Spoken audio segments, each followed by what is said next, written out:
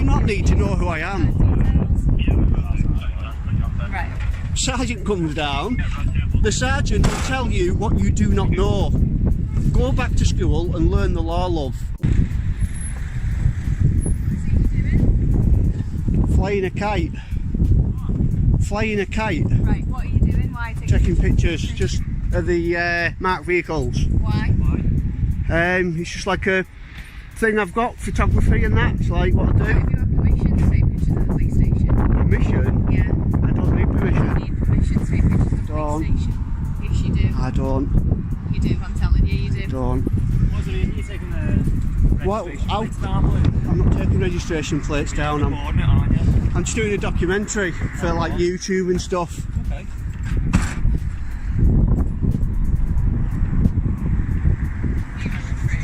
What's your name, fella? I don't give out my details, mate. Well, then you don't take pictures at a police station. I do. I'm allowed to. It's perfectly lawful. No, it's not. What law's it against? You are, because we need to know why you're taking pictures at police What station. offence is it? It's a security risk. What offence is it though? It's a security You said risk. I'm not allowed. What offence is it? Listen to what I'm saying. All right. It's a security risk. But that's not You're against the outside a law. police station taking pictures. We need to verify you and know who you are. I'm just taking some pictures. You don't need to verify me at all. What I'm saying, and we're not Before she doesn't even let the conversation settle before the verdict is already in. No calm approach. No genuine attempt to understand what's happening. Just a straight push for verification. As if simply standing in a public place with a camera is reason enough to start demanding personal details. This is where the interaction collapses before it even begins. It looks less like professional policing, and more like an attempt to take control without any legal foundation to stand on. being quite clear. Excuse around me, what do you I'm know the law? saying. Obviously, I know the law. Obviously you don't, the way you're carrying on. You seriously The way I'm carrying on. saying that I have to give me details, I have to tell you what I'm doing. No, I don't. It's a police station and it's a security risk. Would you like to see some documentation saying that I do not have to give my details? I'd like to I see your don't. identification like a badge. I don't have to give it.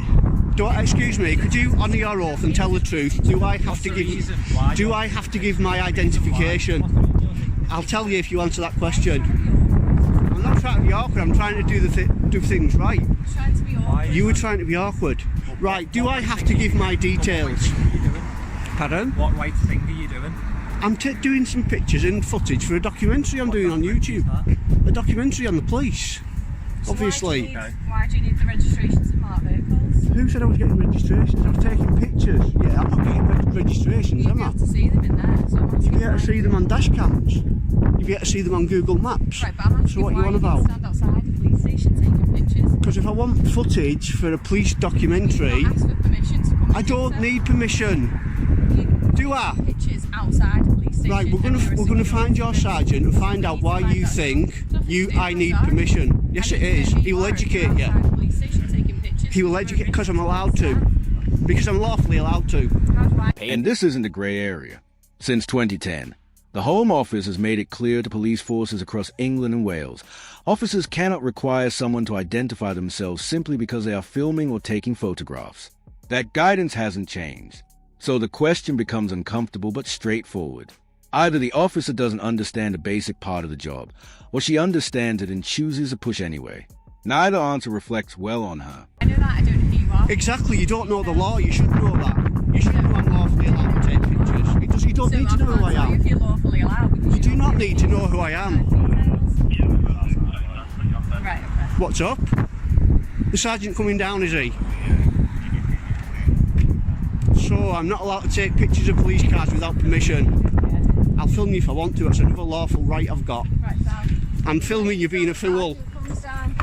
Sergeant comes down. Sergeant comes down. The sergeant will tell you what you do not know. Go back to school and learn the law, love. Watch how she responds when pressed. She doesn't back a position with any actual legal power.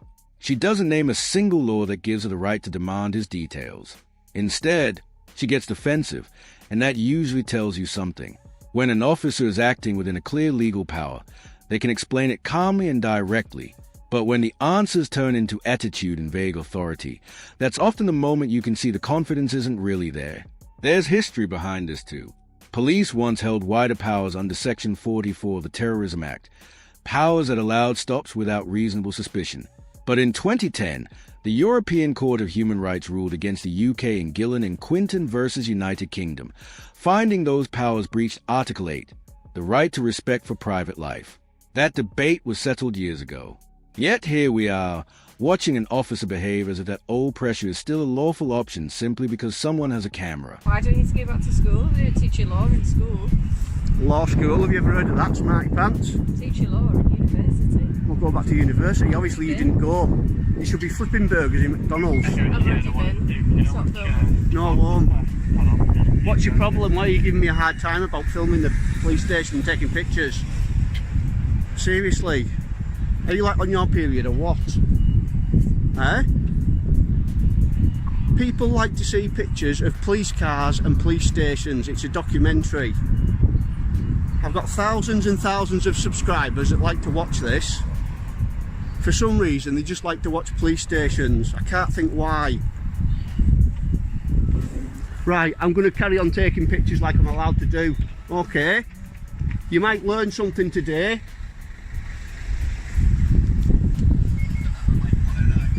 Is this a sergeant? No, it's not. Right.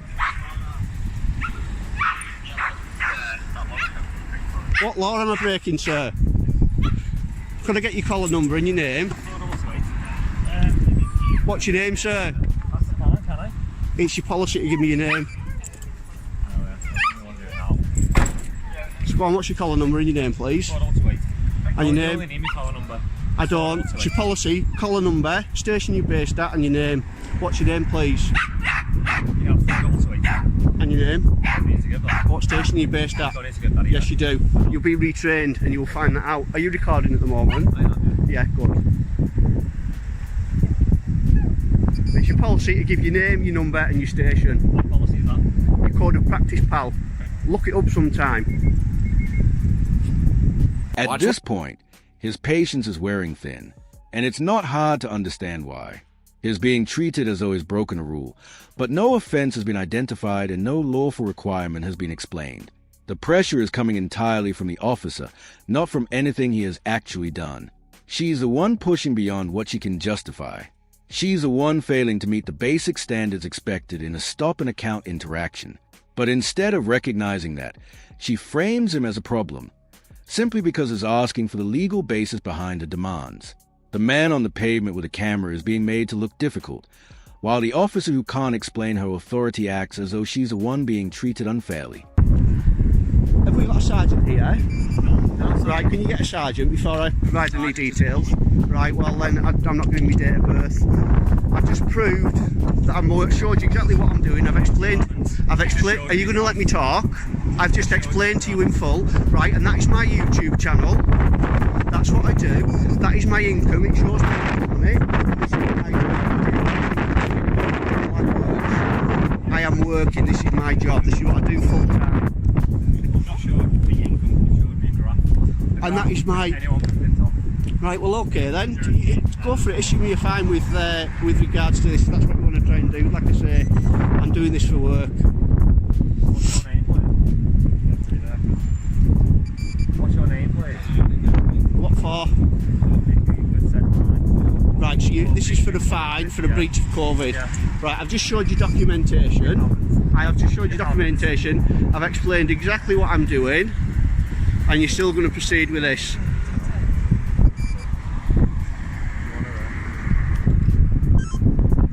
Are you actually going to arrest me now then? I don't have to, sir. Can you explain to this guy I do not have to give my details and that what I'm doing is perfectly legal? Can you just explain it to him? I'm trying to be nice. What's going on? I just want to go in the station. So if you're going to make a scene over this and arrest me over it, then No one's making a scene. you will make a scene if you arrest me over this, and I'll follow it through, and you will be held accountable.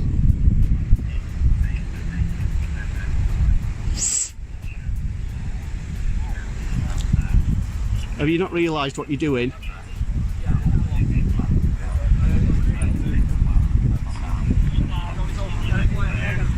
Is someone getting a sergeant, please?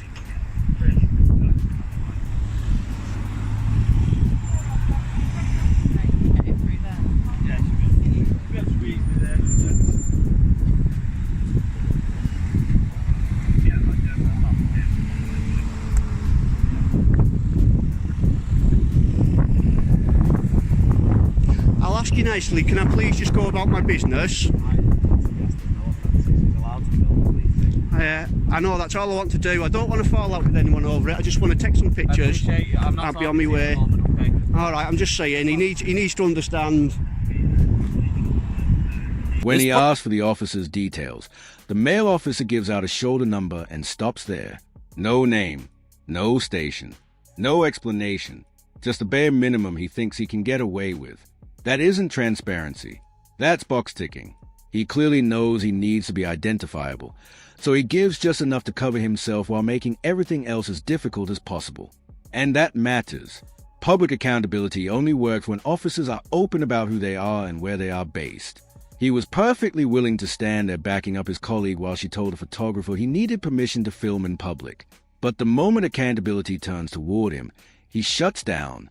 Police officers are public servants, not private security playing games with members of the public. If an officer is confident they're acting properly, there should be no hesitation in identifying themselves clearly. This looks like ego taking over, doing the absolute minimum because someone standing in front of him actually understands their rights.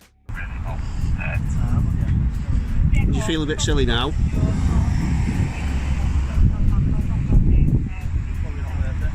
you feel a bit daft? Check out YouTube tonight, or even tomorrow. Hey, you will do. You want to see this? Read the comments, Chuck. Read the comments. Yeah, no, it is embarrassing. You'll never be so embarrassed in your life. He reminds the officer that professional standards require name, number, and station when asked. And instead of accepting that basic accountability, the officer pushes back, as if the public has no right to know who they are dealing with. The photographer keeps it measured. He asks calmly whether he can simply carry on with what he was doing. And the answer is yes, because there is no offense and no lawful reason to stop him. That is the entire issue, contained in a single exchange. He isn't arguing for the sake of it. He isn't looking for conflict. He's asking to take photographs in public and move on. But rather than seeing that, the officers seem more focused on making him feel like he's done something wrong. And when he says they need to understand, he's right. This is exactly why public filming matters. I know the law to a T, so tread carefully, pal. To a T. Better than most police people. If I'm not being detained, I'm going to go. Am I being detained? Am I being detained? Right, see you later, PC Muppet. Thank you, sir, you've been reasonable. Can you teach him how it's done? Idiot. See you later, PC moron. Keep an eye out for yourself. As he walks away, he tells her she's probably never felt more embarrassed. And honestly, it's difficult to argue with that. This wasn't a minor misunderstanding or an awkward exchange. It was a serious failure from the very first moment. She claimed power she couldn't explain, pushed for ID without a lawful basis, then became evasive when her own details were requested.